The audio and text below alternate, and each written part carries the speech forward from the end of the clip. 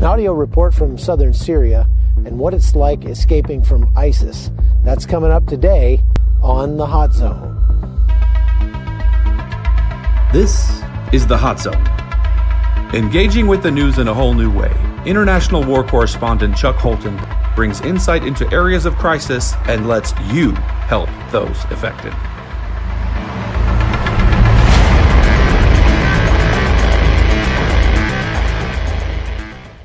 Hey everybody, I'm Chuck Holton, and I'm making this podcast today from Syria. I am here reporting on what will hopefully prove to be the ultimate ending of the ISIS caliphate in this area. I have to be really circumspect about the details about how I got here and who I'm with, simply because getting here is not easy, and I don't want to burn any bridges or cause any embarrassment for anybody who assisted me in this process. And so I've never been very good at that kind of thing. I mean, that intrigue and spycraft and all that sort of stuff. My, I guess, fault is that I just want to tell you what happened and tell the truth. But I've got to be careful to couch it in such a way that I don't get anybody in trouble or embarrass anybody, because embarrassing the wrong people out here would easily mean that I might never be able to come back, and the people who helped me get here might be able to never work here again. So anyway, that's why I'm kind of intentionally leaving out some specific details, if you're wondering. I'm doing this podcast as an audio recording because I just don't simply have the bandwidth to send any video back. And not only that, it's after dark and I'm standing out on the Syrian plain. We're camping out under the stars tonight, near enough to the front line that I can hear explosions off in the distance. Pretty far away, though. I would say we're maybe 10 or 15 miles from what they call the flot, that is the forward line of troops, where there are a whole lot of different forces arrayed against the remnants of ISIS. Some say there could be several hundred ISIS fighters left in a very small area of maybe just a couple square kilometers, and many here are hopeful that they will be completely done within a week or two, and more power to them. That would be great. I need to kind of define some of the players here for you so you understand some of the acronyms that I might use throughout this podcast. The Syrian Defense Forces, or SDF, are, let's say, the good guys. They're composed of Kurdish fighters from across what they would call Kurdistan, that being the area of northern Iraq and Iran and southern Syria and Turkey, where Kurds reside. There are about 7 million of them, and most of those who are fighting here for the SDF belong to the YPG, and they call it YPG here.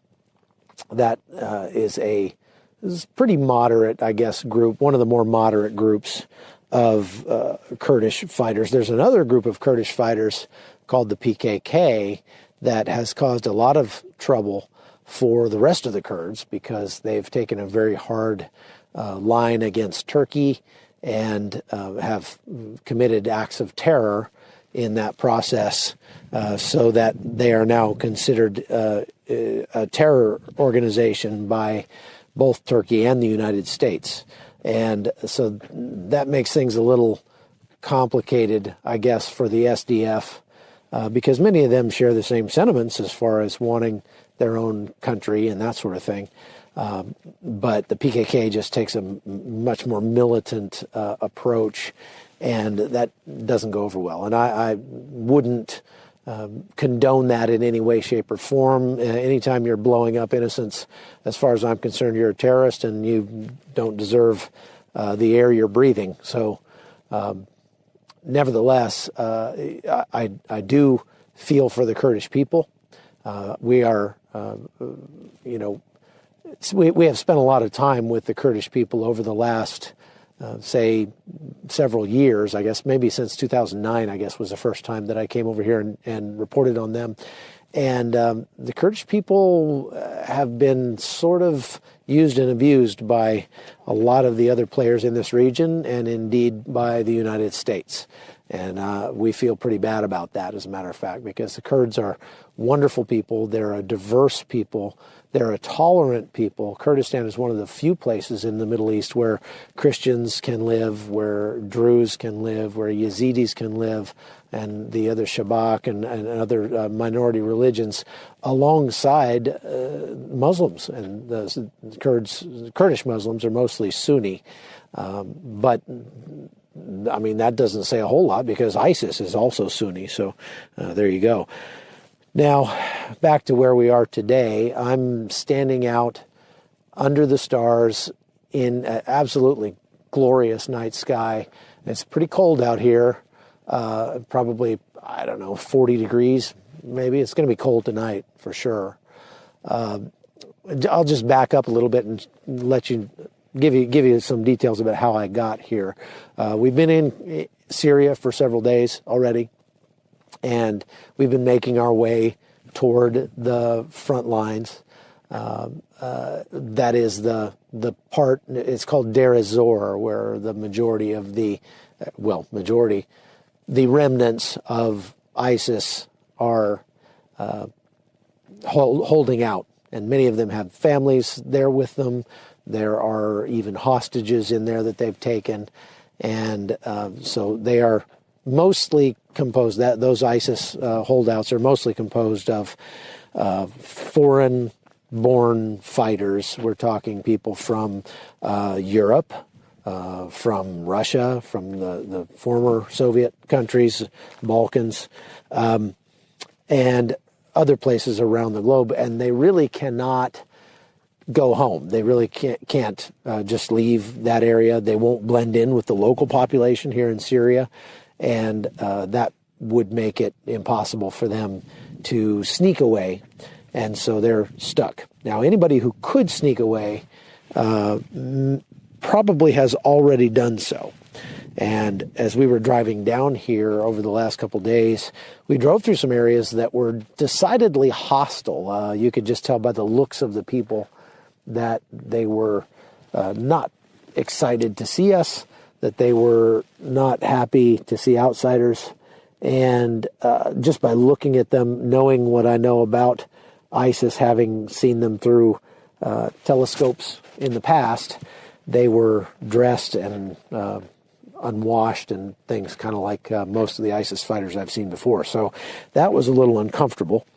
We are traveling in mostly armored vehicles, and essentially don't have a ton of protection. Let's put it that way. Can't go into too many details there, but we don't have a ton of protection with us. And so that makes it a little strange. Our hosts here have provided us with some protection, and we are decidedly under their protection and their guidance while we are here. And we're very grateful for them allowing us to do that and being very friendly to us as we travel with them. So we drove down here. We spent the night and then got as close as we could today.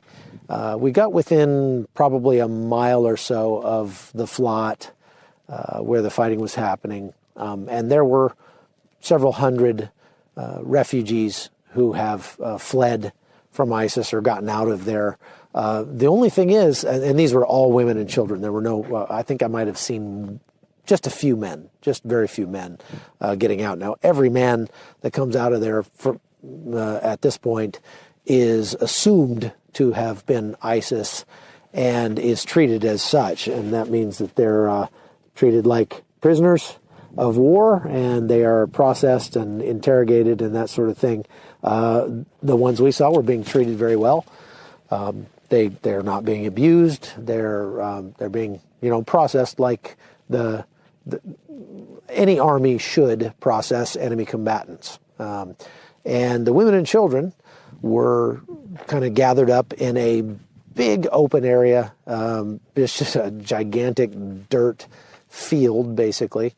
And they were surrounded by some SDF soldiers who were guarding them and helping to take care of them a little bit. Many of them were wounded from the fighting. Many of them were sick. They were all exhausted and dehydrated and had many, many children with them. It was all women and children. Virtually every woman there over the age of probably 10 or 11 was wearing a full burqa. And I don't mean just the headscarf. I mean even to the point of black, just a complete black ninja suit with, even their eyes shielded by black screens, many of them, and black gloves, every inch of skin covered. Anytime you saw a hand or a little portion of a face or anything kind of slip out, it was just grimy and dirty, as if they had been digging in soot. That kind of dirty, like a kind of dirty that was really actually pretty shocking. It's obvious that they have not bathed or had any access to clean water in a long, long time. So obviously they had a lot of the ailments that come with that kind of lack of hygiene, and we did our best to treat them as with whatever medical supplies we brought along. We gave them some water and food and little gifts to the children to keep them busy, and before long just playing with them and loving on them. We had the kids smiling and actually many of them playing and enjoying themselves to whatever extent they could. The women, many of them were obviously just, it's hard to even describe their countenance, if you can call it that. I mean, you can't see their face, obviously, but they wouldn't look at you. They didn't want to talk to anybody. Some of them would ask for medicine or say that, so-and-so is sick or my child has diarrhea or whatever. But if I tried to take pictures or video or anything like that, they certainly were not excited about that for the most part. There were some who didn't seem to mind a whole lot, but they were all pretty much in shock, I would say. One of the things I did is I went around and just asked, again, imagine maybe 200, 300 women dressed in black drapes sitting around in a dirt parking lot with just trash everywhere and cast off clothing and water bottles and pieces of MRE packages and whatever detritus of their daily lives that they had tried to salvage as they fled and ended up leaving there. That has been a processing point for some time, so there's just a tremendous amount of trash and human feces everywhere, diapers. It was just terrible. Flies like you can't believe. So I went around and asked the women, just started saying, English, does anybody speak English? And to my surprise, I found a woman who did speak English. And I asked her if she would speak with me, and she agreed to. She stood up, and she had a little baby on her arm that was, I think, probably about 11 months old. And so I asked her where she was from. She said she was French, but she spoke a little English. She then told me the story of how she came to be in the ISIS caliphate and how she came to escape. Fascinating story. She didn't want me to give her name, although I did get her name, and it turns out she is something of a celebrity in some respects in France, because she was essentially kidnapped by her mother when she was 15 years old, and her mother took her from her father and then took her sister and took the two girls to Syria to join the caliphate. The mother was a diehard believer, apparently, and wanted to join the caliphate. Dad did not, and Dad and the rest of the family stayed behind, and they have been living there. She was 15 years old when that happened, this girl. Within a year or so, she had been married off. She says she married a French man also, but I have a feeling that that French man was ISIS, although she said he was not. Of course, she would say that. And he was he was not with her. He was being treated as if he was an enemy combatant. And like I say, anybody that's left in there at that point that's a military-age male is pretty much guaranteed to be an ISIS fighter. So very likely that her husband was an ISIS guy. But nevertheless, she was married at 16 to him. She is now 19 years old. She told me that she had wanted to escape for some time, but didn't have the wherewithal to do it. She said that she could have bought her freedom if she could have raised the money, but she couldn't get a hold of her family in France and didn't have any way to raise the money. She said it was very expensive, and so she couldn't get away. And I asked her specifically, do you want to escape with your mother or without your mother? And she said, no, without my mother. I said, where's your mother now? And she said, my mother is still in the caliphate. She's afraid to flee because she knows that if she gets out of there, she will go to jail. She'll be arrested in France and will go to jail, which she's certainly right about. No question about that. I have not been able to do a lot of research on this girl, although I've been told that if you Google her name, there's a lot of press out there about, where is she and what happened to her and all that sort of thing. So I am looking forward to getting somewhere with some bandwidth so I can do that, and maybe I'll give you a follow-up and hopefully even give you the interview itself at some point here in the near future. Nevertheless, for the time being, she spoke with me very candidly. And talked about what life was like under the caliphate. She said there was never any electricity. There was no running water. They had to drink water out of the river. And very little food. Extremely poor conditions. No question about that. And that's pretty obvious at this point. And so... But let's see, before long, I would imagine she will be interrogated by U.S. or other intelligence forces in an attempt to glean whatever information they can out of her about what's going on inside there. And I hope that she can make it back to her family. She said that they had not heard from her in a long, long time. And so I said, well, if I gave you my satellite phone, would you want to call them and tell them you're alive? And she said, oh, I would love to do that. And so I gave her a satellite phone, and I watched as she dialed a number in France, and nobody answered, so she left a message for her family and just said, I'm okay, I'm alive, I'm in a refugee camp or whatever. And that, literally left a very short message, and that was about all she could do. Later, I sort of got castigated for that a little bit by by some of the people who were there because they worried about handing a phone to somebody who they believe had been an ISIS supporter or still was, as if she was going to call in artillery on them or something like that. And I see their point, although I think that the actual chances of this girl calling a number in France that would, eventually drop artillery on on our position out there is somewhere between slim and none and a lot closer to none. But nevertheless, I probably should not have done that. It's not like other people weren't making phone calls from out there. But anyway, so I apologized and said, well, I was just trying to help a girl out. And later on, the group that was there got on buses and were bused to a point further away from the fighting where there's a camp for internally displaced people, and I'm not sure what will happen to them after that. As I said, many of those women turned out to be of foreign descent.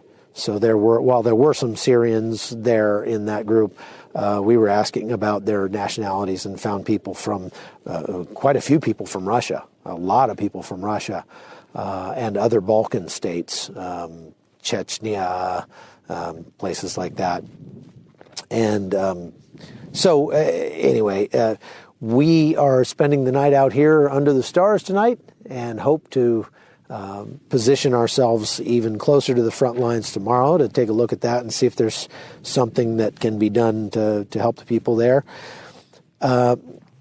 This is kind of how I envisioned this podcast evolving into something where you can just travel with me and I can send you dispatches from wherever I happen to be, whether it's video or audio. That just depends on the situation at the moment. And I hope you'll stick with me, and if I can't send video right away, accept this offering of an audio podcast that hopefully you will enjoy. I am very grateful to those of you who have subscribed to the podcast, who have sent money. That money is being put to good use, and I've already been able to help some Yazidi refugees who fled the city of Sinjar, and I think you've already seen that podcast. If you go back a couple of 3-4 days ago, I put that video up of us helping those people in a pretty cold and pretty poor environment for them in Erbil. So this podcast will likely air a few days from when I'm actually recording it, because I won't be anywhere that I can post it between now and then. But I will continue to get you the latest information I can from this trip to Syria and get you just really frontline reports that you probably are not seeing anywhere else. So thanks for listening. This is Chuck Holton, and I'm glad that you're here with me on The Hot Zone. The Hot Zone is produced by Amy Holton and Livefire Media. Copyright 2019.